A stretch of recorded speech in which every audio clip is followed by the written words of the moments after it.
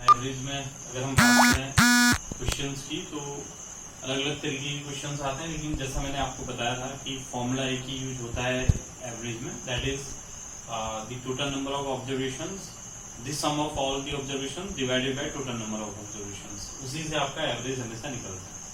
अब क्वेश्चन कैसे कैसे हो सकते हैं, कंबाइंड एवरेज का फॉर्मूला भी मैंने आपको बताया था। इसके अलावा एक एवरेज स्पीड का भी फॉर्मूला होता है, उसको भी आपको समझना चाहिए। Average speed equal to total time, speed and distance में भी हमने पढ़ा था, total distance covered divided by total time taken.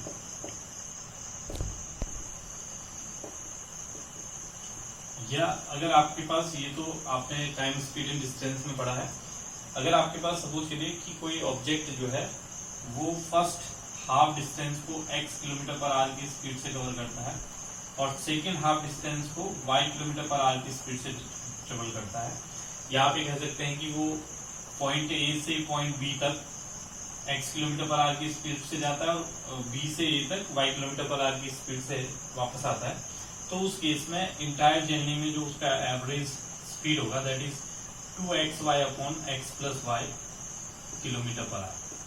तो ये इक्वल डिस्टेंसेस जब दोनों ही केसेस में दोनों अलग अलग स्पीड से जब इक्वल डिस्टेंसेस कवर किए जाते हैं तो उस केस में एवरेज स्पीड हम इस फॉर्मूले की हेल्प से निकाल लेते हैं।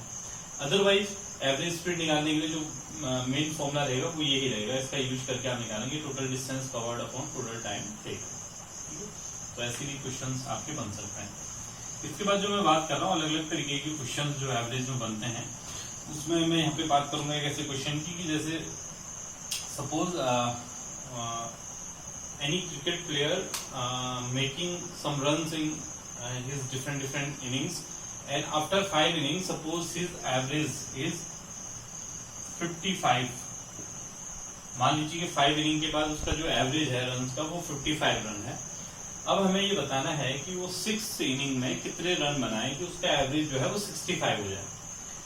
5 इनिंग का जो एवरेज है दैट इज 55 रन पर इनिंग। अब 6th इनिंग में वो कितने रन बनाए कि एवरेज जो है वो 65 हो जाए, ऐसा मैं कह रहा हूँ। तो यानी कि हम ये चाह रहे हैं कि जो एवरेज है वो 10 बढ़ जाए। तो इसका मतलब ये है कि हर 5 में हर एक में 10 बढ़ेगा, तो 5 × 10 50 बढ़ जाएगा।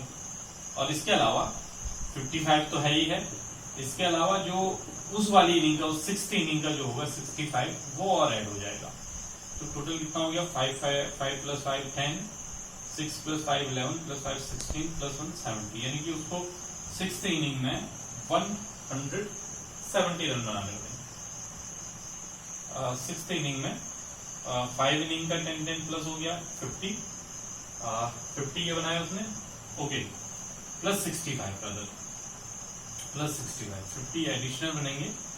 55 ये तो है ही है, 5 and 5 115, यानी कि 6th इनिंग में अगर वो 115 रन बना ले तो उसका 6 इनिंग के बाद जो एवरेज हो जाएगा दैट विल बी 65।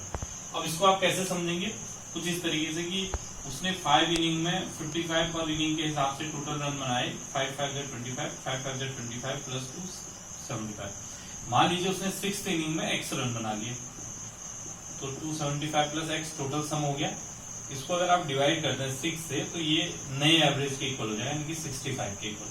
तो 275 प्लस x इक्वल टू 6 × 5 = 30, 6 × 6 = 36, यानी कि 36 + 3 39। तो x इक्वल टू 390 माइनस 275, तो दैट विल बी 5। 8 में 7 गया 1, यहाँ 3 में से 2 गया 1, तो 115, देखिए वही आंसर आएगा। तो यहाँ पे ये क्वेश्चन इतनी आसानी से हो गया, यहाँ हमने फॉर्मूले का यूज करके इस क्वेश्चन को सॉल्व करा कि उसने 6th इनिंग में कितने रन बनाए।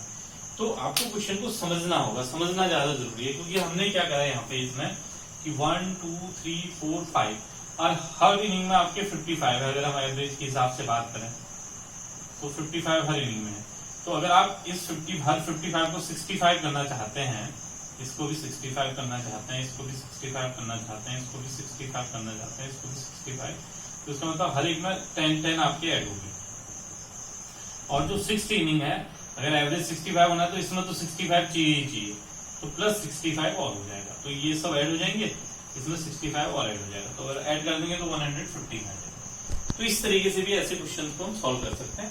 तो एवरेज के क्वेश्चन करने के लिए आपको समझना होगा कि एग्जैक्टली क्वेश्चन में क्या है।